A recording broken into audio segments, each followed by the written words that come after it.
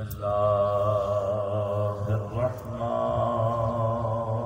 الرحيم الحمد لله الذي هدانا لهذا وما كنا لنهتدي لولا أن هدانا الله لقد جاءت رسل ربنا بالحق الصلاة والسلام على رسول المسدد المصطفى الأمجد المحمود الأحمد أبي القاسم محمد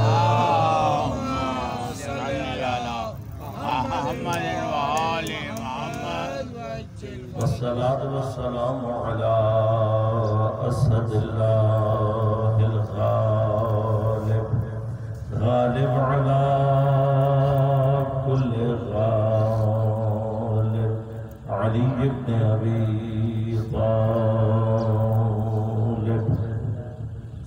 والصلاة والسلام على سيدة المعصومة المظلومة الطاهرة البتول بضعة الرسول فاطمة الزهراء السيدة نساء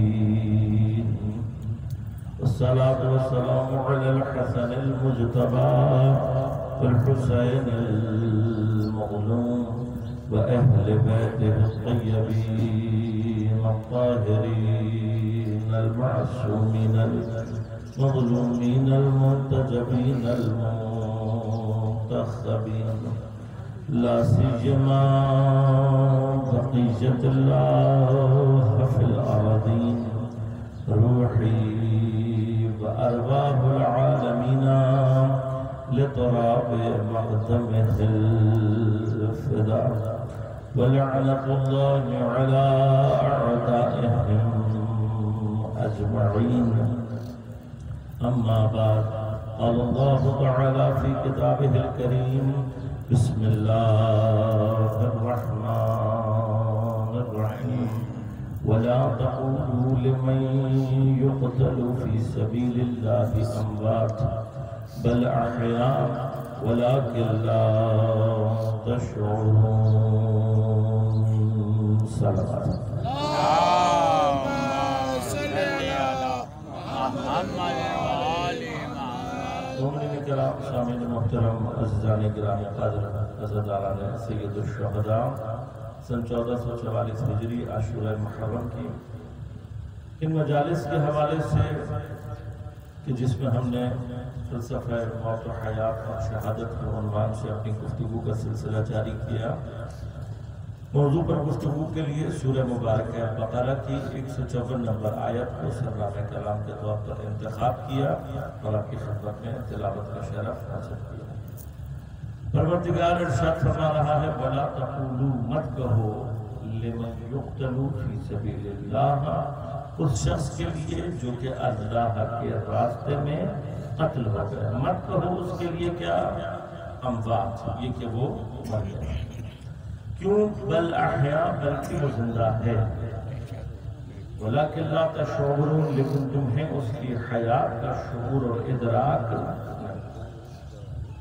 میں نے آپ کی خدمت میں عرض کیا کہ انسان جن چیزوں کا شعور اور ادراک نہیں رکھتا اس کا معنی ہرگز یہ نہیں ہے کہ انسان کبھی بھی وہ شعور اور ادراک پیدا نہیں کر سکتا جب تک شے انسان کے شعور اور ادراک کے دائرہ امکان میں ہے آج نہیں کل انسان اس تک دسترس پیدا کر سکتا ہے اس کی بہت ساری مثالیں ہمارے سامنے موجود ہیں جب تک انسان نے مائکروسکوپ نہیں بنائی تھی تو مائکروسکوپ پہ پوری دنیا انسان کے دسترس سے باہر تھی اس کو شعور اور ادراک نہیں تھا ٹیکنالوجی نے آگے قدم بڑھایا آج ہمارے پاس نینو ٹیکنالوجی آ گئی ہے ہم اس بہت ہی باریک لیول پر جا کر اب دیکھ رہے ہیں کہ ایک جہان وہاں آباد ہے ایک زمانے تک انسان کا عقیدہ یا اس کا خیال یہ تھا کہ سمندر کی گہرائی میں ایک خاص سطح کے بعد حیات ممکن نہیں ہے۔ کیوں؟ اس لیے کہ ایک خاص سطح سے نیچے نہ وہاں آکسیجن پاسبل ہو سکتی ہے، نہ وہاں تک روشنی جاتی ہے، اور نہ ہی وہاں پر جو پریشر ہے وہ اتنا شدید ہے کہ عام حالت میں کوئی جو ہم آبزرو کرتے ہیں وہ کوئی حیات وہاں پر باقی رہ سکے۔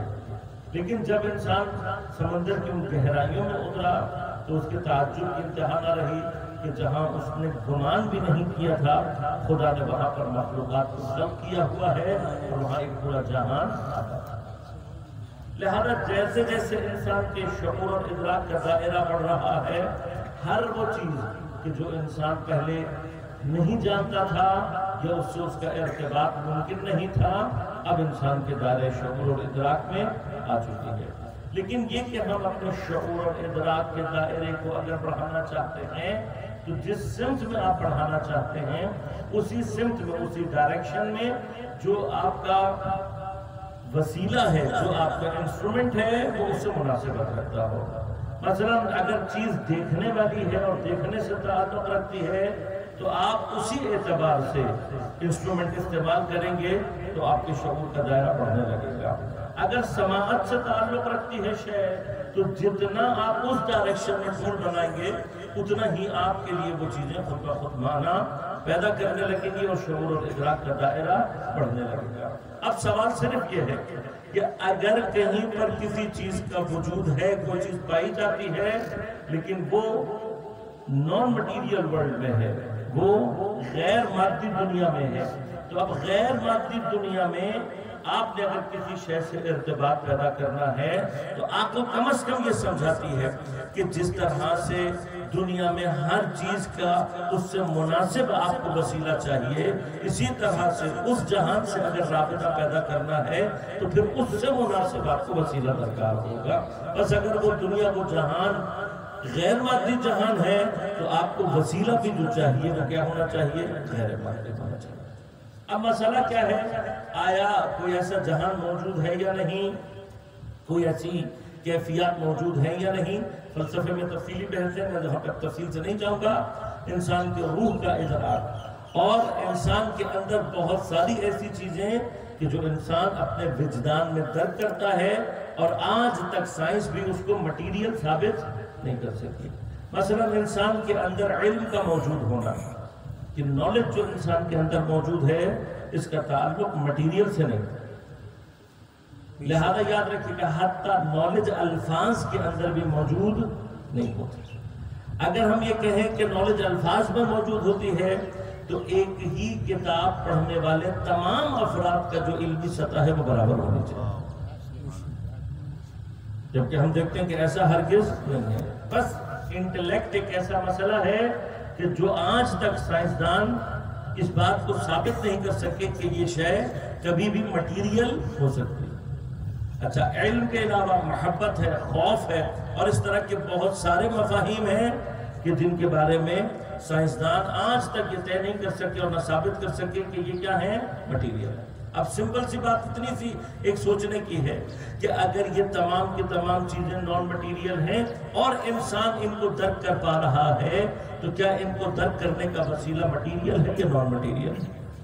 اور جو چیز انسان کو بہت ابتدا میں سمجھ میں آ جاتی ہے وہ یہ ہے کہ اگر یہ چیزیں میں درک کر رہا ہوں تو خود میرے اپنے وجود کا کوئی حصہ نان مٹیریل اور وجود کا نان مٹیریل حصہ ہوگا۔ اب اگر یہ چیز انسان پر ثابت ہو گئی ہے کہ نان مٹیریل ورلڈ ہے اور ہم نے اس کو درک کرنا ہے اور وہاں تک پہنچنا ہے تو پھر انسان کو وہ مراحل طے کرنے ہوں گے۔ کیوں؟ اس لیے کہ کچھ چیزیں جس طریقے سے درک کرنے کی دنیا میں آپ غور کریں، اللہ تبارک و تعالیٰ نے انسان کے جو پانچوں حواس اور پانچوں ادراک کے ذریعے ہیں ان کو اگر انسان غور کرے، یہ ایک چھوٹی سی ہماری کھوپڑی چند انچ کی یہ کھوپڑی، سارے کے سارے ادراکات اللہ نے اس کھوپڑی میں رکھے ہوئے ہیں، لیکن چند انچ کے فاصلوں سے مثلا آنکھ میں اور کان میں کتنے انچ کا فاصلہ ہے؟ 4 انچ۔ آنکھ میں اور ناک میں کتنا فاصلہ ہے؟ 3 انچ کا۔ ناک میں اور زبان میں کتنا فاصلہ؟ 2 انچ۔ چند انچ کے فاصلوں سے موجود ہیں، لیکن جو چیز آنکھ درک کر سکتی ہے کان سے نہیں کی جا سکتی، جو کان درک کر سکتا ہے وہ ناک نہیں درک کر سکتی، جو ناک درک کر سکتی ہے وہ زبان، ہر ایک کا اپنا درک کرنے کا مرحلہ الگ الگ ہے۔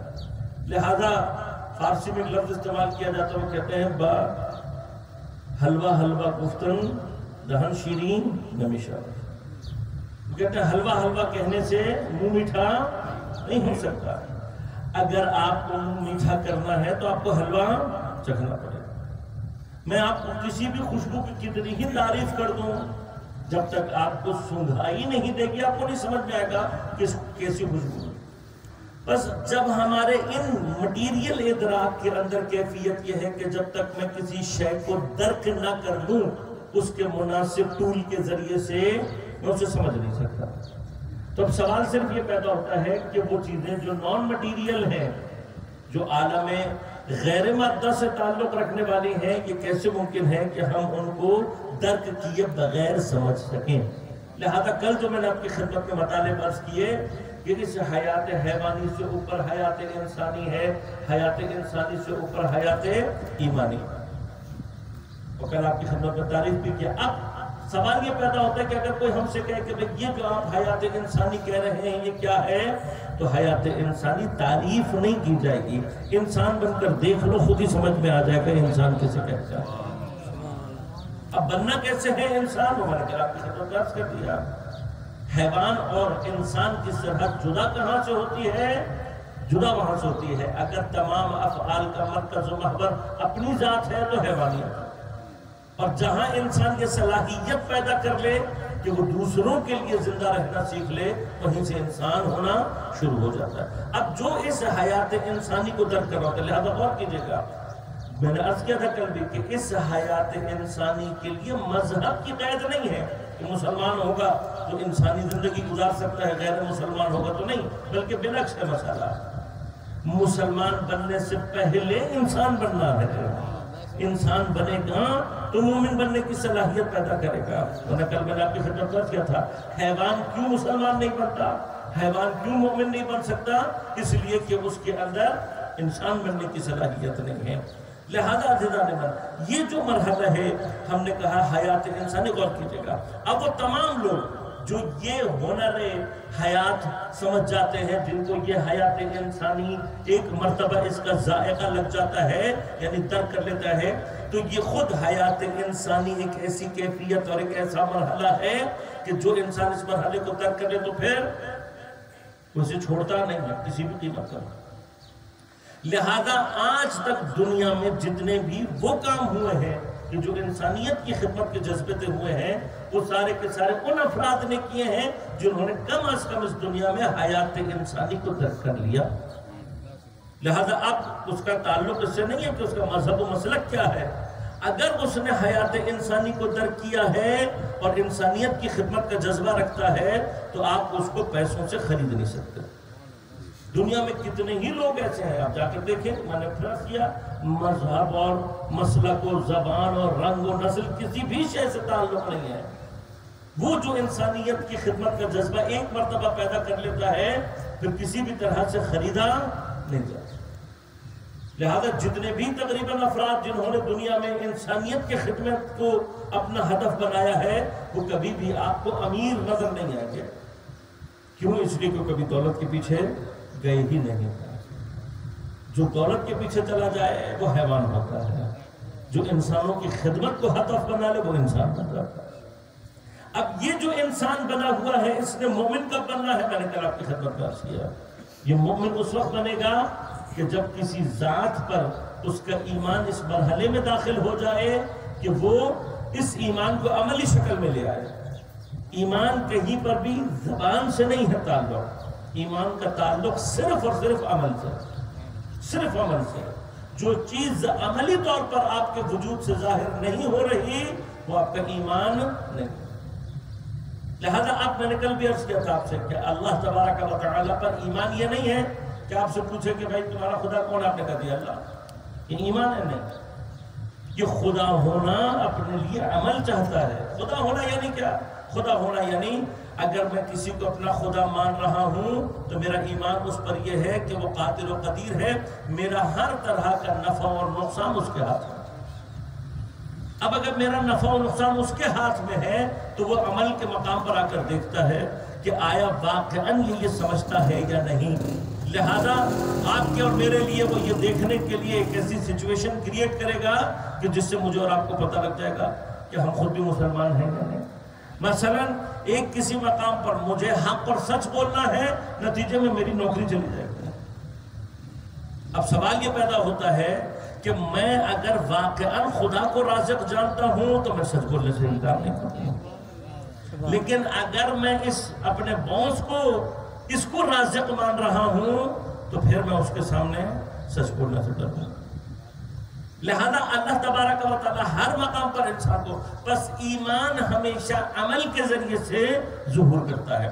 اگر عمل کی دنیا نہیں ہے تو اس کا مطلب ایمان ابھی قلوب کے اندر داخل نہیں ہوا، مومن نہیں ہے۔ لہذا آپ غور کیجیے گا، میں نے کہا ایک ایسی ذات کے اوپر ایمان، بس ضروری نہیں ہے کہ جب ہم کسی کے لیے اس بات کے قائل ہوتے ہیں کہ اس کا خدا پر ایمان ہے یا نہیں، حتیٰ یہ بھی ضروری نہیں ہے کہ وہ خدا کو اس کی تمام جتنی بھی صفات ہیں اور اس کے تمام فلسفی مباحث کے ساتھ جانتا ہو، حتیٰ یہ بھی ضروری ہے۔ ایمان کی دنیا میں ایمان چاہیے، ایمان کی دنیا میں فلسفی بحث نہیں چاہیے۔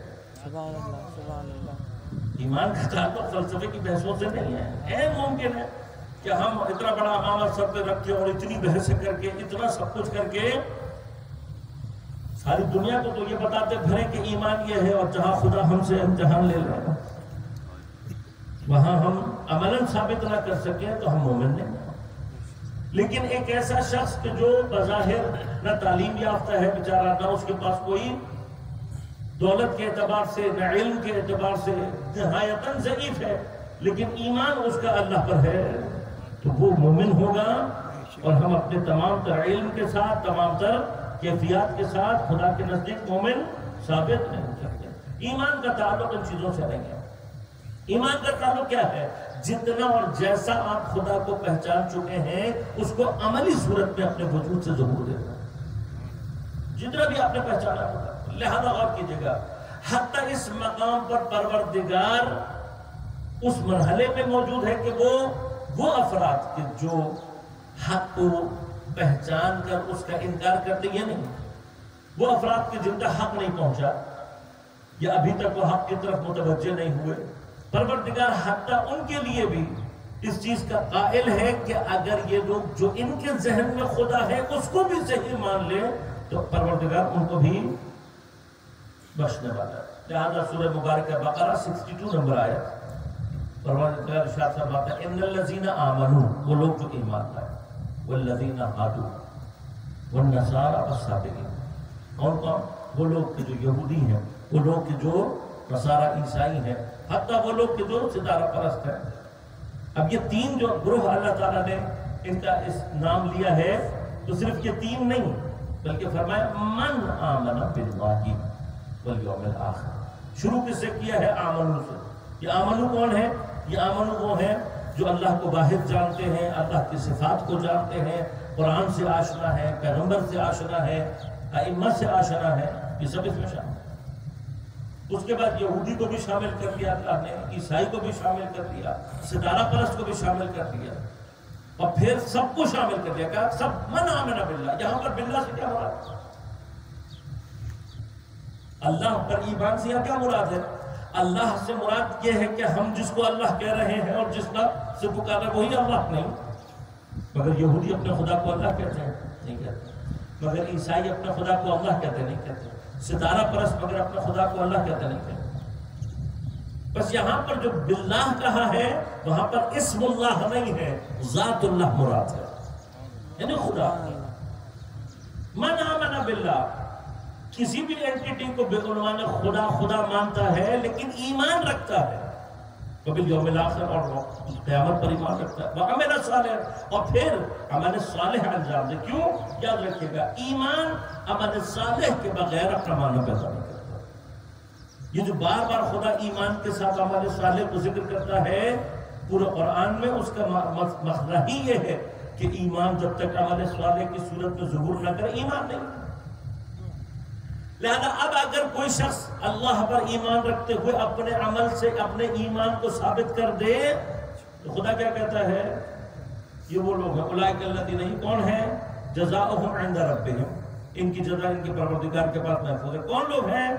لا خوف علیہم ولا هم یحزنون، نہ ان کے اوپر کوئی خوف ہوگا قیامت کے دن، نہ کوئی حزن ہوگا. اب یہ لا خوف علیہم ولا هم یحزنون کون ہیں؟ یہ وہی لوگ ہیں کہ جن کا مقام جنت میں. اب مجھے تو بڑا تعجب ہوا، یہودی بھی چلا گیا، عیسائی بھی چلا گیا، ستارہ پرست بھی چلا گیا، حتیٰ کافر تو اللہ تعالیٰ بھیج رہا جنت میں، اور میں اپنے مسلمان ساتھی کے لیے قائل نہیں ہو سکتا کہ یہ جنت میں چلا جائے. ہم اس بات پر لڑ رہے ہیں کہ سنی مثلا ہمارے برادران یہ جنت میں جائیں گے، وہ ہم سے لیے پریشان ہیں کہ شیعہ جنت میں جائیں گے. قرآن کیا کہہ رہا ہے؟ قرآن کہہ رہا ہے حتیٰ یہودی چلا جائے گا، حتیٰ عیسائی چلا جائے گا، حتیٰ ستارہ پرست چلا جائے گا. بحث یہ نہیں. یہ جو ہمارے ہاں ہم نے کچھ تصورات قائم کر لی ہیں کہ میرے سوا جنت میں کوئی نہیں جائے گا، خدا نے کسی کو جنت کا ٹکٹ نہیں دیا ہے، کسی کو نہیں دیا. وہ جو ابحاث موجود ہیں فرقہ ناجیہ وغیرہ کی، وہ وہاں پر ہے کہ جہاں پر ہم کسی کو اپنے عقیدے کا بیان کے مرحلے میں کہ ہمارے پاس حقانیت کی اپنی یہ دلیل ہے. اب اگر آپ غور کیجیے گا تمام انسانوں میں، اب وہ چاہے یہودی ہو، چاہے عیسائی ہو، چاہے ستارہ پرست ہو، چاہے ہندو ہو، چاہے مسلمان ہو، مسلمان کے کسی فرق سے تعلق رکھتا ہو، اب مسلمان ہے اللہ کہہ رہا ہے لیکن ایمان کے مرحلے میں، عمل کے مرحلے میں ظاہر نہیں کر رہا، تو جتنا مرضی اللہ اللہ کر لے کہ مومن نہیں ہے. لیکن اس کے مقابلے پر ایک شخص یہودی ہے، عیسائی ہے، اپنے خدا کو، میں نے عرض کیا پہلے ابتدا میں، یہاں پر ہماری مراد معاند نہیں ہے، وہ لوگ نہیں ہیں کہ جن کے پاس صحیح علم پہنچ جاتا ہے دین کا، خدا کا، اس کی طرف متوجہ ہوتے ہیں لیکن جان بوجھ کر اس کا انکار کرتے ہیں. یہ لوگ نہیں ہیں مراد. مراد کون لوگ ہیں؟ وہ لوگ ہیں کہ جن تک یا تو دین کا پیغام نہیں پہنچا یا صحیح طریقے سے نہیں پہنچا، وہ اپنے دین پر جو بھی ہے. اب اپنے دین پر بھی اللہ تعالیٰ کیا کہہ رہا ہے؟ تم جس طرح سے بھی خدا کو، اگر تمہارے ہاں خدا کا کوئی تصور ہے تو یاد رکھیے گا کوئی مذہب ایسا نہیں ہے کہ جس میں کسی خدا کا تصور ہو اور اس کے ساتھ یہ تصور نہ ہو کہ یہ خدا ہر شے پر قادر ہے. اصلا خدا کا تصور کسی بھی مذہب کے اندر اگر ہے، چاہے وہ کسی بھی عنوان سے ہو، اگر خدا کا کوئی تصور پایا جاتا ہے تو یہ تصور ساتھ ہے کہ وہ ہر شے پر قادر ہے. اور محمد والے محمد بلند ترین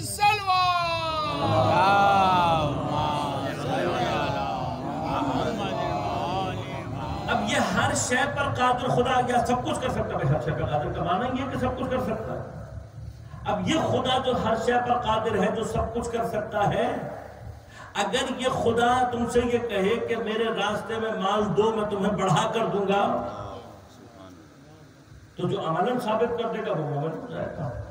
اب اگر یہی خدا آ کر کہیں پر یہ کہے کہ تم میرے راستے میں جان دو میں تمہیں اس سے زیادہ طاقتور زندگی عطا کر دوں گا، تو اب جو عملاً ثابت کر دے گا وہ مومن ہے. لہذا غور کیجیے گا خصوصاً جان دینے کا مورد وہ مورد ہے کہ جہاں پر کوئی بغیر ایمان لائے بغیر جان نہیں دے پاتا. البتہ اس میں بحث اپنی جگہ موجود ہے کہ بعض لوگوں کو شیطان اس جگہ پر لے جاتا ہے کہ وہ حق کو جانتے ہوئے بھی اس کے مخالف ہوتے ہیں اور حتیٰ اس کی مخالفت میں اپنی جان دے دیتے ہیں. وہ بحث اپنی جگہ پر الگ بحث ہے، جو اگر آپ کو یاد ہوگا تو پچھلے سال میں نے تفصیل سے آپ کی خدمت میں عرض کیا تھا کہ اگر انسان محبت کے مرحلے میں اپنا راستہ غلط لے جائے، اپنے نفس کی تربیت صحیح نہ کرے، تو یہ نفس امارگی سے اس کو آگے لے کر جاتا ہے. نفس امارہ شدید ہو جائے تو نفس مسبلہ میں تبدیل کر دیتا ہے، اور یہی نفس مسبلہ آخر میں جا کر نفس خبیثہ میں تبدیل ہو جاتا ہے. جب انسان نفس خبیثہ میں تو اس کا نفس تبدیل ہو جائے تو وہ خود زمین پر شیطان بن جاتا ہے، اور پھر وہ شیطان کے اختیار میں ایسے آ جاتا ہے کہ حق کو پہچانتے ہوئے بھی حق کی مخالفت کرتا ہے اور حتیٰ اس سے جنگ کرتے ہوئے اپنی جان دے دیتا ہے. اب لیکن وہاں مسائل کچھ اور ہیں. وہاں جب بھی آپ تلاش کریں گے وہاں پر آپ کو کہیں نہ کہیں ان کی اپنی ذات آپ کو نظر آ جائے گا. کس لیے لڑ رہے ہیں؟ پیسے کے لیے. کس لیے لڑ رہے ہیں؟ اقتدار کے لیے. کس لیے لڑ رہے ہیں؟ سامنے والے سے دشمنی. لیکن کچھ مقامات آپ کو ایسے ملیں گے جہاں پر بظاہر ایک شخص غیر مسلم ہے ہماری اولاد کی نظر ہمارے حساب سے، لیکن وہ اپنی جان دے رہا ہے کسی کے لیے. نہ اس کو اس سے پیسے کی طلب ہے، نہ اس کو شہرت کی طلب ہے، نہ اس سے اس کا کوئی رشتہ ہے، نہ اس سے اس کا کوئی تعلق ہے، نہ زبان ہے، نہ مذہب ہے، کچھ بھی نہیں. اب اس مقام پر جب انسان کسی کو دیکھتا ہے تو تعجب کرتا ہے کہ یہ کیسے ہو سکتا ہے؟ یہاں پر کون سی فورس ہے جو اس انسان کو یہاں تک لے کر آ رہی ہے کہ وہ اپنی جان قربان کر رہا ہے؟ مثالیں میرے پاس بہت ساری ہیں، لیکن یہ معمولاً مثال میں اکثر دیا کرتا ہوں. جوان لڑکی ہے جس کا نام ہے ریچل کورے، 20 سے 21 سال کی امریکن لڑکی. اب امریکہ اور جوانی یہ دو چیز اگر جمع کر لیں تو ہمارے بہت سارے لوگوں کے ذہنیت کے اعتبار سے وہ یہی جنت ہے. انسان جوانی میں امریکہ پہنچ جائے تو ہمارے بہت سارے لوگوں کے ذہن میں یہی کامیابی ہے، یہی جنت ہے. اس سے آگے جنت کا کیا تصور ہے کہ انسان جوانی میں امریکہ پہنچ جائے؟ کیونکہ امریکہ نہیں پہنچتے تو ہمیں لگتا ہے کہ ہم جنت میں نہیں ہیں، اور اگر بڑھاپے میں پہنچ جائے تب بھی ہم کہتے ہیں اب کیا فائدہ ہوا جنت ملنے کا. اس کے مقابلے پر اب آپ تصور کریں کہ کوئی جوانی میں امریکہ میں موجود ہو تو ہمارے حساب سے یہ دنیا کی جنت کا کمال ہے. اچھا ہم تو امیگرینٹس ہوتے ہیں، وہ لڑکی اصلاً یعنی بورن امریکن انگریز بچی ہے، وہاں سے اپنی عین جوانی میں امریکہ کو ترک کرتی ہے، ایک ہیومن ایکٹیوسٹ تنظیم کے ساتھ فلسطین آ جاتی ہے. فلسطین میں آ کر جب وہ زائنسٹ یہودیوں کے مظالم کو مسلمانوں پر دیکھتی ہے تو ان کے خلاف احتجاج شروع کرتی ہے. ایک مسلمان فلسطینی ڈاکٹر کا گھر گرانے کے لیے جب زائنسٹ اپنا بلڈوزر لے کر آتے ہیں تو یہ بچی اس ڈاکٹر کا گھر بچانے کے لیے اس بلڈوزر کے آگے لے جاتی ہے. اب آپ مجھے یہ بتائیے کہ اس بچی کا اس ڈاکٹر سے کیا رشتہ ہے؟ کوئی رشتہ نہیں، کوئی مذہبی تعلق نہیں، لسانی تعلق نہیں، نسلی تعلق نہیں، کوئی ریلیشن نہیں ہے. شاید وہ ڈاکٹر اس کو نہ جانتا ہو کہ اس ڈاکٹر کو نہ جانتا. چاہتی کیا ہے؟ کیا بات ہے؟ شہرت اس کو چاہیے ہوتی ہے جس سے زندہ رہنا ہو. اصل مرنے کے بعد کی شہرت طلب کے لیے مانا نہیں رکھتی. اسی طرح سے دولت، جو بھی چیز آپ تصور کر لیں وہ اس مقام پر آ کر میچ نہیں کرتے. اب وہ کون سی قوت اور قدرت ہے کہ جس نے اس بچی کو وہاں لٹایا؟ اور کیونکہ بہت قدیمی باتیں نہیں، آج بھی آپ لکھیں گے گوگل پہ آپ کو مل جائے گا. انہی تمام کی تمام چیز ریچل کورے بچی کا نام ہے. اب اس کا مرحلہ کیا ہے؟ حتیٰ یہاں تک اس کے بارے میں موجود ہے کہ اس ظالم شخص نے اس جوان بچی کے اوپر بلڈوزر چڑھایا اور تقریباً اس کی ٹانگوں کو کچل کر ایک مرتبہ پیچھے ہٹا. اس کے سارے دوست اس کے پیچھے لگے، اس کو مجبور کر رہے تھے کہ اٹھو نہیں اٹھو. تو ظالم نے آ کر اس کے اوپر سے بلڈوزر گزار کے اور اس کے گھر کو گرا. اب سوال صرف اتنا ہے کہ وہ کون سی قوت ہے کہ جو اس بچے کو اس مقام تک لے کر آئی ہے کہ وہ کسی سے اپنی جان کا سودا کر رہی ہے. اب اگر کوئی مجھ سے کہے مولانا مثلا ملت کے دفاع کا مسئلہ ہے، کسی مومن کے گھر بچانا ہے، یا کوئی ایسا مسئلہ آ گیا ہے، امام بارگاہ کو گرا رہے ہیں، مسجد کو گرا رہے ہیں، ملت خطرے میں ہے، بلڈوزر کے آگے لے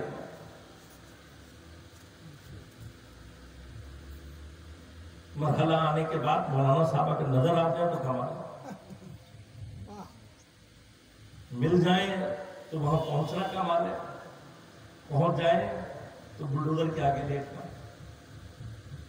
تو معلوم ہو جائے کہ میں اپنے لیے کہہ رہا ہوں، آپ کے لیے نہیں، اور خود میرے اپنے لیے مقام ہے. لہذا یاد رکھیں ایمان کی وادی ظاہری نقصان کی وادی ہے، ظاہر حقیقی نہیں ہے، ظاہر. میں نے آپ کو مثال، رسی سے لٹکا ہوا ہے، آواز آئی رسی کاٹ. اب یہ رسی نہیں کاٹ سکا، مر تو پھر بھی گیا نا سختی سے، مرا تو تب بھی اگر رسی کاٹ کے تو بچ جاتا ہے۔ تو خدا ایمان کا امتحان لیتا کہاں ہے؟ جہاں پہ ہمیں آگے راستہ نظر نہیں آ رہا ہوتا۔ مثلا ایمان کا امتحان ہی وہاں پر جہاں آپ کو راستہ نظر آ رہا ہو، ہر چیز بہترین دکھائی دے رہی ہو، وہاں ایمان کا امتحان نہیں ہو پڑتا۔ لہذا جو شخص بھی اللہ کی خاطر ظاہری نقصان اٹھانے کے لیے آمادہ نہیں ہے، وہ اپنے لیے اس بات کو کلیئر کر لے کہ اس کا ایمان سے کوئی تعلق نہیں، کوئی تعلق۔ ایمان کی بات ہی ظاہر نقصان کی بات ہی، جو اس نقصان کا سودا کر سکتا ہے وہ مومن ہے۔ لہذا یہ جو کربلا کے اندر ہمارے پاس مراحل نظر آ رہے ہیں، پوری دنیا مل کر سید الشہداء سے کیا کہہ رہی ہے کہ آپ قتل ہونے کی طرف جا رہے ہیں، آپ نقصان کی طرف جا رہے ہیں، آپ کو بچوں کو اپنے ساتھ نہیں لے کر جانا چاہیے، کیونکہ آگے کیا ہے؟ نقصان ہے، آگے موت ہے، صرف اور صرف کیا ہے؟ نقصان ہے۔ لیکن سید الشہداء جانتے ہیں کہ میرا معاملہ کس کے ساتھ ہو رہا ہے۔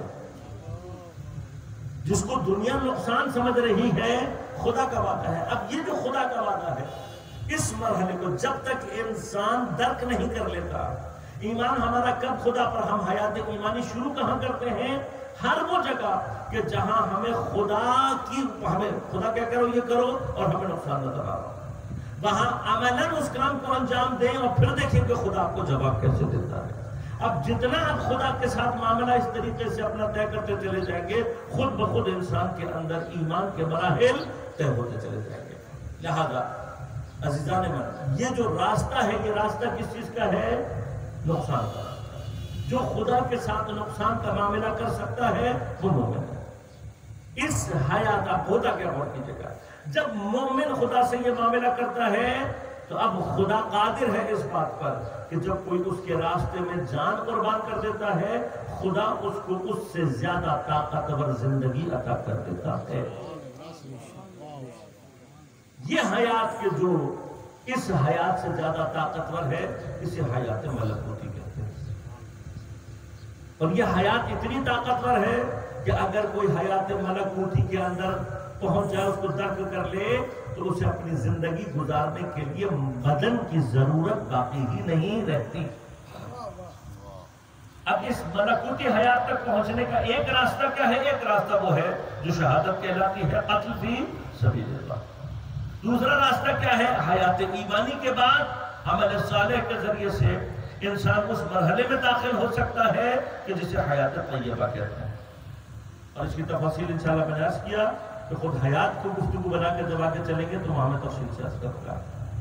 حیات طیبہ کا مالک اگر اپنے کمال پر پہنچے تو پھر وہ اس مقام کو درک کرتا ہے جس کو حیات ملکوتی کہتے ہیں۔ اگر انسان اپنی عبادات کے ذریعے سے، اپنی ریاضات کے ذریعے سے تقویٰ کو اختیار کرتے ہوئے ان مراحل کو طے کرے، یعنی پہلے مرحلے پر حیات ایمانی کو درک کرے اور پھر تقویٰ کے ذریعے سے حیات طیبہ کو درک کرے، تو پھر کمال آخری مرحلہ کیا ہے؟ حیات ملکوتی۔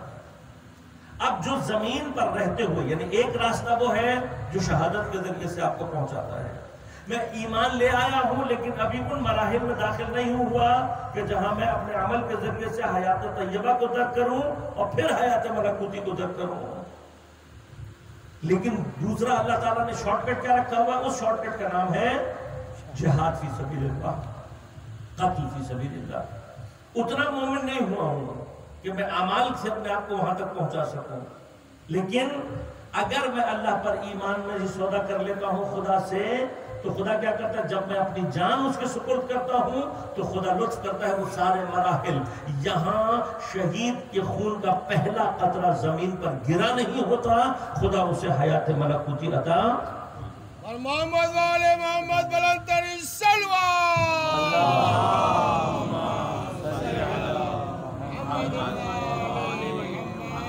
اب جب حیات ملکوتی عطا ہو جاتی ہے تو حیات ملکوتی کا حامل جس کو حیات ملکوتی حاصل ہو، اس کو اصلاً اپنی زندگی کو آگے بڑھانے کے لیے بدن کی ضرورت باقی نہیں۔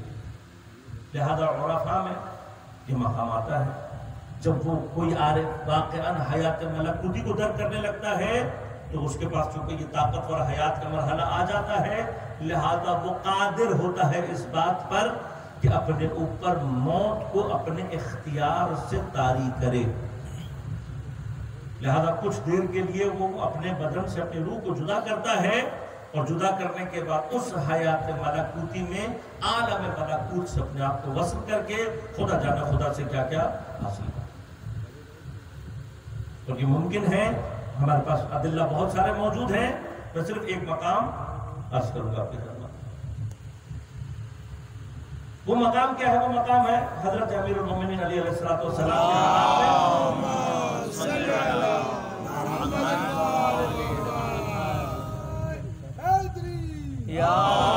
حضرت کی سیرت میں ہمیں مقام ملتا ہے. واقعی آپ کی بھی نظروں سے یا سماعت سے گزرا ہوگا کہ کسی نے آ کر دروازہ جناب سیدہ پر دستک دی. دستک کا انداز بتا رہا ہے کہ کوئی بہت پریشان ہے. جناب سیدہ نے پوچھا کون ہے؟ بتایا فلاں شخص. کیا بات ہے؟ کبھی بھی بری خبر آپ کو دینی ہے. کیا خبر ہے؟ کہا کہ حضرت کا جناب امیر کا انتقال ہو. وہ گھبرایا ہوا ہے، پریشان ہے. ایک خبر دے رہا ہے جناب سیدہ. کیا کہہ رہا ہے؟ حضرت امیر کا انتقال ہو گیا. جناب سیدہ نے سننے کے بعد بڑے ہی اطمینان سے پوچھا، کیا تم نے جناب امیر کو کہاں اور کس حالت میں دیکھا؟ اس نے کہا مسجد کی محراب میں سجدے کے عالم میں دیکھا. یعنی سجدے کے حالت میں کس کیفیت میں دیکھا؟ اس کیفیت میں دیکھا کہ گویا حضرت کی روح اس کے بدن سے جدا. اس نے آ کے جب جناب سیدہ کو بنایا، جناب سیدہ نے کہا اطمینان سے چلے جاؤ، علی پر کی حالت طاری ہوتی رہتی ہے. ہمارے پاس عرفاء میں بھی موجود ہے واقعات، میں اس تفصیل میں جانا نہیں چاہتا، لیکن عرفاء پر بھی یہ حالات طاری ہوتے ہیں کہ عارف اپنی مرضی. اس لیے پوری بحث ہے مرگ اختیاری کی کہ جہاں پر عارف اس پر قادر ہو جاتا ہے کہ اپنے بدن اور روح میں جدائی پیدا کرے. اب یہ ہو سکتا ہے کہ بعض ہمارے نوجوانوں کے لیے مرحلہ تو سنگین ہو، ایسا نہیں ہے.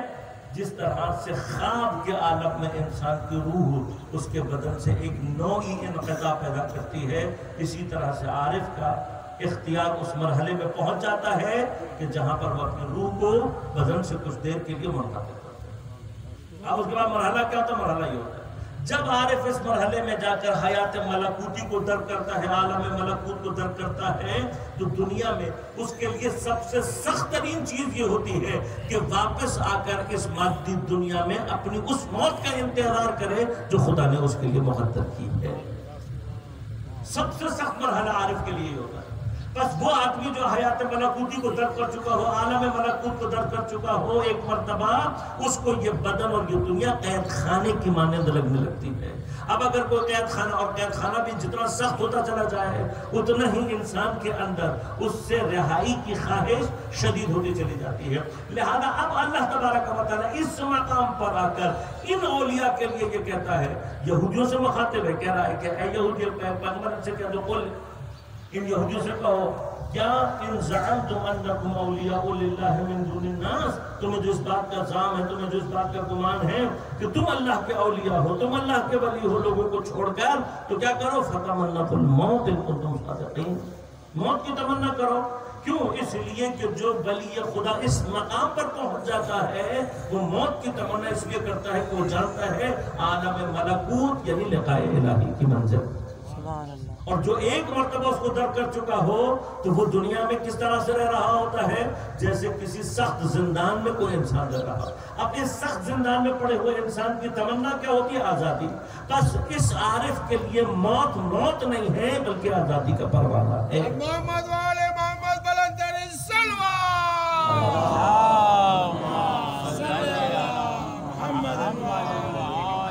ایک مرحلہ آپ کی خدمت میں عرض کروں اور زحمتوں کو تمام. آیا امکان ہے اس بات کا کہ بدن کو چھوڑ کر بھی حیات کو تصور کیا جا سکتا ہے؟ تو اب یاد رکھیے گا، عام طور پر بھی ہمارے ہاں جو تجربے میں چیز آتی ہے وہ یہ ہے کہ جب ٹیکنالوجیکل ایڈوانسمنٹ کے مراحل آتے ہیں اور ٹیکنالوجی ایک مرحلے سے دوسرے مرحلے میں پہنچتی ہے تو جو پچھلی ٹیکنالوجی کا ٹول ہوتا ہے وہ کیا ہو جاتا ہے؟ بیکار. بیکار سے مراد یہ نہیں کہ کام کرنا چھوڑ دیتا ہے. بیکار ہونے سے مراد کیا ہے کہ اگر اب آپ اس ٹول کو استعمال کرنا چاہیں گے تو وہ آپ کو ترقی نہیں کرنے دے گا، اس کے اندر صلاحیت نہیں. درود پڑھیے. اور محمد والے محمد بلند ترین صلوات صلی اللہ محمد والے محمد نعرہ حیدری اور محمد والے محمد بلند ترین صلوات صلی اللہ محمد وآلہ محمد نعرہ تکبیر اللہ اکبر نعرہ رسالت یا رسول اللہ نعرہ حیدری اور محمد والے محمد بلند ترین صلوات صلی اللہ محمد وآلہ محمد برائے تعجیل حضرت امام زمانہ علیہ السلام بلندتر صلوات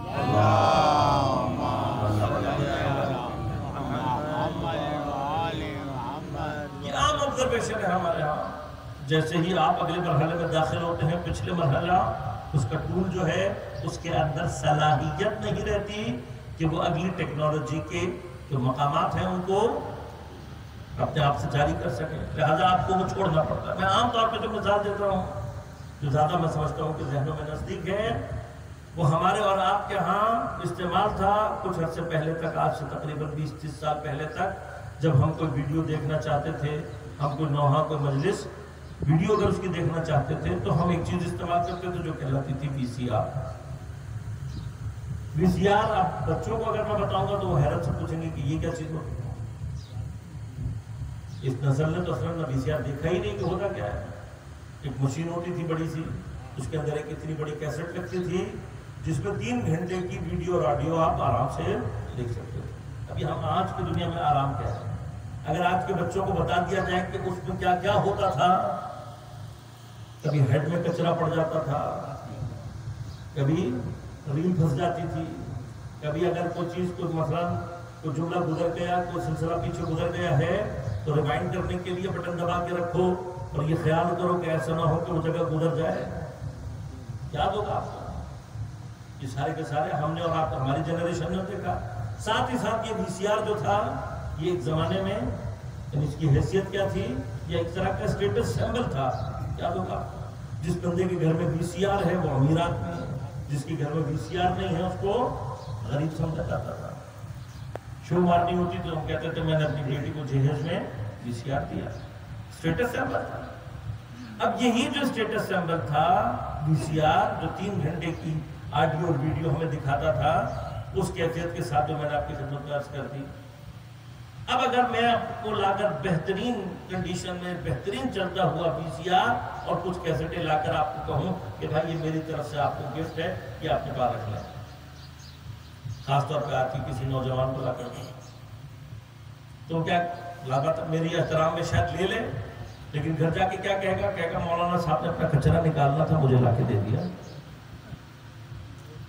یہ کچرا کیوں ہے, چلتا ہے کام کرتا ہے. ایک زمانے میں اسٹیٹس سمبل تھا, وہ کہے گا مولانا آپ کا زمانہ بھی اس کے ساتھ ساتھ چلا گیا ہے, اب اس کا زمانہ نہیں. کیوں کہ آپ نے آڈیو اور ویڈیو چاہیے نا آپ کو, جیب سے چھوٹی سی یو ایس پی نکالے گا کہ آپ 3 گھنٹے کی بات کر رہی ہے, اتنی سی جو یہ یو ایس پی ہے فلیش میموری, اس میں آپ سینکڑوں گھنٹے کی ویڈیو اور آڈیو, اور وہ بھی اتنی بہترین کوالٹی کے ساتھ کہ جو آپ تصور نہیں کر سکتے.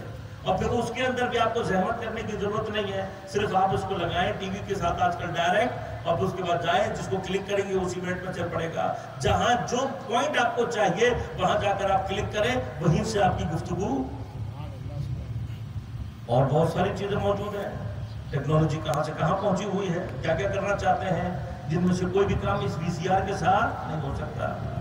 اب اگر میں کہوں کہ نہیں بھائی اسی کو لو اور اسی سے کام کرو, مثلا میں اپنی میڈیا ٹیم بناؤں اور اس کو وی سی آر دے کے کہوں جو بھی کرنا ہے اس سے کرو, تو وہ ہاتھ جوڑ کر کے مولانا خدا حافظ. کیوں؟ وی سی آر خراب نہیں ہے, یہ نہیں کہ کام نہیں کر سکتا, جو آپ کام کروانا چاہتے ہیں وہ نہیں ہو سکتا, اور اگر ہم کرنا بھی چاہیں تو نہیں ہو سکتا. اصل اس کے اندر صلاحیت نہیں ہے۔ لہذا آج یہ جو ٹیکنالوجی ڈپلیٹ ہو چکی ہے اور کہیں پر بھی موجود نہیں ہے، وجہ کیا ہے؟ جیسے ہی آپ ترقی کے اگلے مرحلے میں آئے ہیں، پچھلے مرحلے کا انسٹرومنٹ ڈپلیٹ ہو جاتا ہے، ختم ہو جاتا ہے۔ اب اس کو باقی رکھنا یعنی اپنی ہی ترقی کے راستے کو روکنا ہے۔ لہذا جب حیات ترقی کرتے ہوئے اس مرحلے میں پہنچتی ہے کہ جس کو حیات ملکوتی کہتے ہیں، تو حیات ملکوتی کا حامل شخص جب ایک چھوٹی سی مثال اور دے دیتا ہوں۔ آج میں اور آپ ٹیلی فون لے کر پھر رہے ہیں، کیوں؟ کبھی کنیکٹیوٹی کے لیے ضروری، جبکہ آج سے 20-25 سال پہلے جب موبائل نہیں تھا زندگی تب بھی چلتی تھی، لیکن چلے ہم مان لیتے ہیں کہ بھی بہت ضروری ہوتا، کنیکٹیوٹی کے لیے چاہیے۔ اب اگر میں فرض کریں کہ کوئی ایک ایسی سم ایجاد کر دوں، کوئی ایسی ٹیکنالوجی لے آؤں کہ جی آپ کے یہاں ہاتھ میں یہاں کہیں چھوٹی سی سم لگ جائے گی، اس کے بعد آپ کو کنیکٹیوٹی کے لیے موبائل فون کی ضرورت نہیں ہے۔ یعنی آپ فرض کریں کہ آپ دہرائیں گے، منہ سے نمبر ڈائل ہو جائے گا اور آپ کو کان میں آواز آ جائے گی، آپ بولتے رہیں گے، آواز جاتی رہے گی۔ اگر فرض کر لیں کہ ایسی کوئی چیز دریافت ہو جائے تو پھر کتنے لوگ فون لے کے چلیں گے؟ پھر آپ کیا کریں گے؟ فون چھوڑ دیں گے۔ میں لفظ استعمال کر رہا ہوں۔ بس جب ٹیکنالوجی پرانی ہو جاتی ہے تو اس کا انسٹرومنٹ نہ صرف بیکار ہو جاتا ہے بلکہ کچرا بن جاتا ہے، بلکہ گزار۔ لہذا ترقی کے لیے ضروری ہے کہ اس سے جان چھڑاؤ۔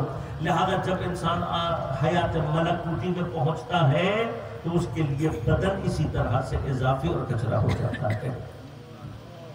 اگر حیات ملکوتی میں آگے سفر کرنا ہے تو بدن چھوڑ دو۔ لہذا غور کیجئے گا، شہید پر جب یہ مرحلہ آتا ہے کہ خدا اس کو حیات ملکوتی عطا کرتا ہے اور وہ اس چیز کو درک کر لیتا ہے کہ بالکل اسی طرح سے جیسے میں آج اناؤنس کر دوں تو کتنے ہی بچہ آ کر کہیں گے لگا دے مولانا، اور جب لگ جائے گا تو ٹیلی فون پھینک دیں گے، کہیں گے بس کی ہمیں ضرورت نہیں ہے، نہیں استعمال کریں گے، نہیں رکھیں گے اپنے ساتھ ایک ایسی چیز کو، وہ ان کو بھاری لگنے لگے گا۔ اسی مرحلے میں جس مرحلے میں وہ اس کو درک کریں گے پھر دوبارہ اس کی طرف جانا نہیں چاہیں گے۔ لہذا جیسے ہی اللہ شہید کو حیات ملکوتی عطا کرتا ہے اور اسے درک کرتا ہے تو اس کے بعد وہ اختیاراً اپنے بدن کو چھوڑ دیتا ہے۔ بس وہ بدن چھوڑ رہا ہوتا ہے، تم سمجھ رہے ہوتے ہو کہ مر رہا ہے۔ سبحان اللہ، سبحان اللہ۔ موت اور چیز ہے، اپنے اختیار سے بدن کو چھوڑنا اور ہے۔ موت اس چیز کا نام ہے کہ جہاں پر بدن کو چھوڑنے والا اختیاراً اپنے بدن کو نہیں چھوڑتا بلکہ پروردگار زبردستی، اسی لیے فرمایا کل نفس ذائقۃ الموت، ہر جو بھی نفس ہے اس کو موت کا ذائقہ چکھنا ہے۔ اب یہ موت کا ذائقہ چکھانے کے بعد اللہ کیا کرتا ہے؟ ثم، اس کے بعد الینا ترجعون، ہماری طرف تمہیں زبردستی پلٹایا جائے گا۔ اب یہ سارے کے سارے نفوس وہ ہیں کہ سب کے سب وہ ہیں کہ جو خدا کے پاس جانا نہیں چاہتے، لہذا اب خدا ان کو اپنے پاس بلانے کے لیے کیا کرے گا؟ انہیں پہلے تو موت کا ذائقہ چکھائے گا اور موت کا ذائقہ چکھانے کے بعد پھر زبردستی ان کو اپنے پاس لے جائے گا۔ لیکن کوئی اس دائرے سے خارج ہے؟ بالکل ہے۔ لہذا اللہ تبارک و تعالیٰ ارشاد فرماتا ہے، سورہ مبارکہ ہے فجر کی آخری آیات میں کہ یا ایتھا النفس المطمئنہ ارجعی الی ربک راضیۃ مرضیہ۔ لہذا کل آپ کی خدمت میں عرض کروں گا کہ اگر انسان اس مرحلے میں داخل ہو جائے تو پھر کیا ہوتا ہے؟ اپنی مرضی سے خدا کی طرف جاتا ہے۔ کون سا مقام ہے؟ کل انشاءاللہ تفصیل سے آپ کی خدمت میں عرض کروں گا۔ لیکن اگر انسان اس مقام کو ترک کر لے تو پھر خود دنیا میں رہنا مقام انسان کو پتہ لگ جائے، ترک کر لے انسان اس مقام کو تو پھر خدا کے آگے قربان کرنا کسی بھی شے کو اس کے لیے مشکل اور سنگین، چاہے وہ قربانی اپنے 6 مہینے کے بچے کی ہی کیوں۔ جب آپ کو یہ معلوم ہے کہ یہ مرحلہ شہادت کا اسے زندہ کر دے گا اور زیادہ، پھر قربان کرنا اتنا مشکل، لیکن انسانی احساسات اور جذبات اور عواطف کے اعتبار سے مراحل سنگین کر دے۔ ایسا نہیں، انسان جس طرح سے اپنی جان دینے کے لیے آمادہ ہو جاتا ہے، لیکن یہ تصور کرے کہ مجھے گولی نہ لگے، مجھے تلوار کا زخم نہ لگے، ان تکلیفوں سے گزرنا ہے، اس نے احساسات ملا کر ہیں۔ لہذا خود سید الشہداء کے لیے جناب علی اصغر کی شہادت سنگین، کتنی سنگین ہے۔ جس قدر میرا مولا چھوٹا ہے اتنا اس کی شہادت کا وزن زیادہ ہے. اتنا زیادہ ہے کہ جناب علی اصغر کی شہادت کے بعد جب میرا مولا خیمے میں داخل ہوا ہے حضرت کو دفنا کر، تو بعض مقاتل نے یہ لکھا ہے کہ حضرت کی اپنی کیفیت ایسی تھی کہ بیبیاں کچھ دیر کے لیے مولا کو پہچان نہیں پائیں کہ یہ کون ہے تو خیموں میں آئے. خدا جانے اس چھوٹی سی قربانی کا وزن تھی. لیکن جب سید الشہداء پر کربلا میں وہ مقام آ گیا کہ آپ نے ایک مرتبہ استغاثہ یعنی چیخ کر ایک مرتبہ بلند آواز کے ساتھ فرمایا حل من مغیث یغیثنا، ہے کوئی ہماری مدد کرنے والا.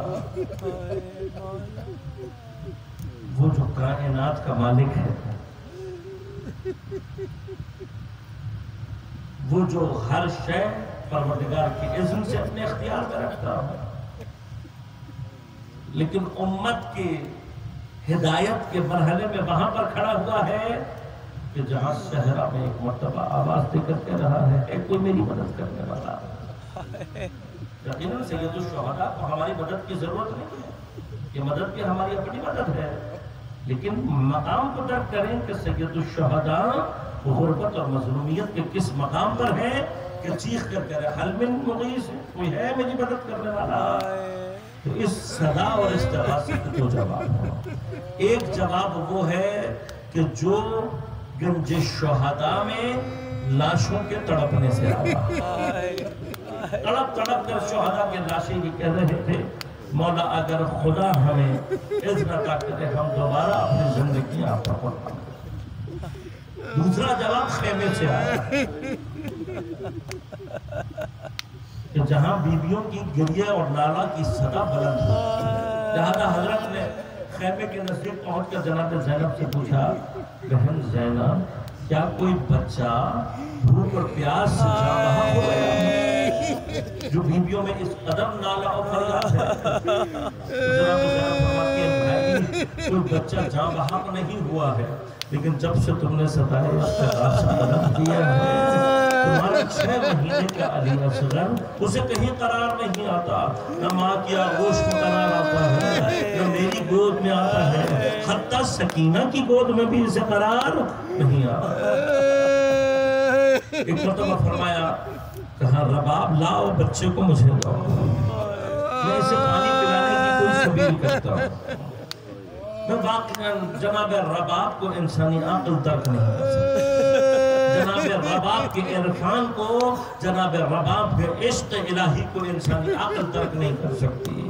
عزیزوں ہمارے ہاں عام طور پر اگر باہر گرمی زیادہ ہو ماں اپنے بچے کو دھوپ میں جانے نہیں دیتی.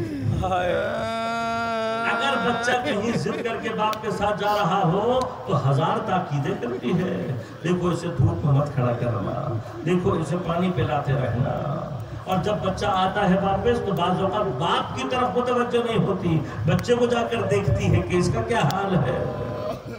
اور اگر کہیں خدا نخواستہ حالات خراب ہو جائے، بچہ باپ کے ساتھ گیا ہوا ہو اور معلوم ہو کہ حالات خراب ہو گئے ہیں، تو جب تک بچہ پلٹ کر نہیں آتا ماں کو سکون نہیں ملتا.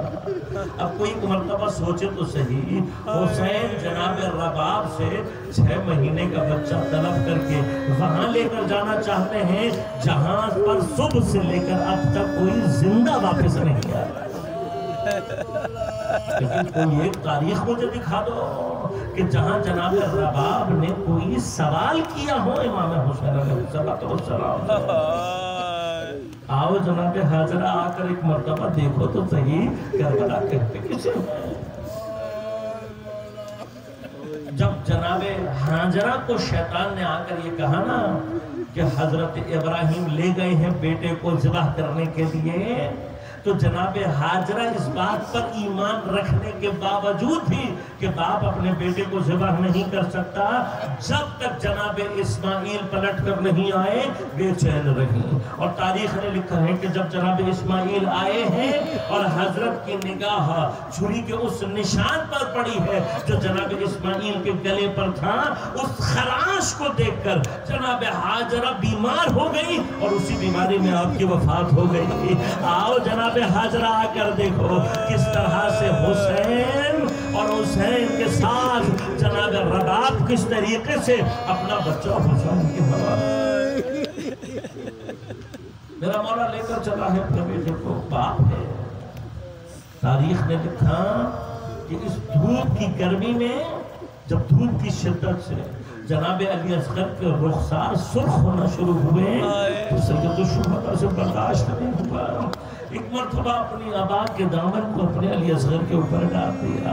میں کہوں گا مولا ابھی تم سے دھوپ کی گرمی برداشت نہیں ہو رہی، کچھ دیر بعد جب اسی علی اصغر کے گلے میں تیر تو شعبہ لگے گا تو خدا جانے تم کیسے برداشت کرو گے۔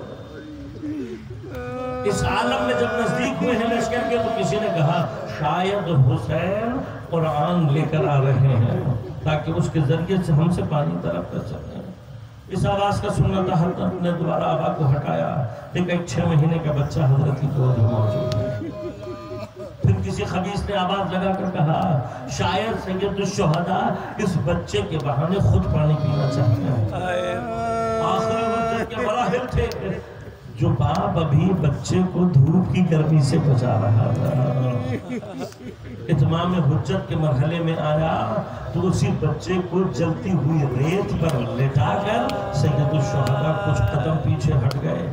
بس تاریخ نے لکھا کہ حضرت نے پیچھے ہٹ کر کہا مجھے نہیں اس بچے کو پانی پلا دو، اس کی ماں کا دودھ خشک ہو گیا ہے اور یہ بھی پیاس کی شدت سے مرنے والا ہے۔ بس جب حضرت نے جملے کہے وہاں میرے مولا نے اپنے ننھے سے دہن کو کھولا، اپنی ننھی سے خشک زبان خشک ہونٹوں پر پھیرنا شروع کی۔ تاریخ لکھتی ہے یہ وہ منظر تھا جس کو دیکھ کر شقی القلب لشکر ایک مرتبہ دھاڑے مار مار کر رو رہا تھا، لیکن اس میں کچھ ایسے خبیث بھی موجود تھے۔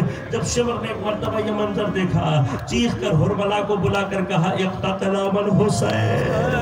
بس ایک مرتبہ اس ملعون نے اپنے کمان کے چلے میں تیر کو جوڑا، ملعون ذرا دیکھ تو لے تو تیر چلا کس پر رہا ہے، ارے تیرے تیر کا وزن علی اصغر کے وزن سے زیادہ ہے، لیکن ایک مرتبہ اس ملعون نے اس تیر سے شعبہ کو جوڑا ہے، اور ایک مرتبہ دوسری جانب جب میرے مولا نے دیکھا کہ کوئی علی اصغر کو پانی پلانے والا نہیں ہے، ایک مرتبہ آگے بڑھ کر اپنے بیٹے کو اٹھایا۔ اب حسین اپنے علی اصغر کو پیار کرنا چاہتے تھے، ابھی حضرت اپنے چہرے کو علی اصغر کے نزدیک لا رہے تھے۔ ایک قیامت ہے جو حسین کی آغوش میں گزر گئی۔ زیارت الہیہ امام سلام کر کے کہہ رہے ہیں ارے میرا سلام ہو اس دودھ پیتے بچے پر جو اپنے باپ کی گود میں ایک کان سے دوسرے کان تک چلا۔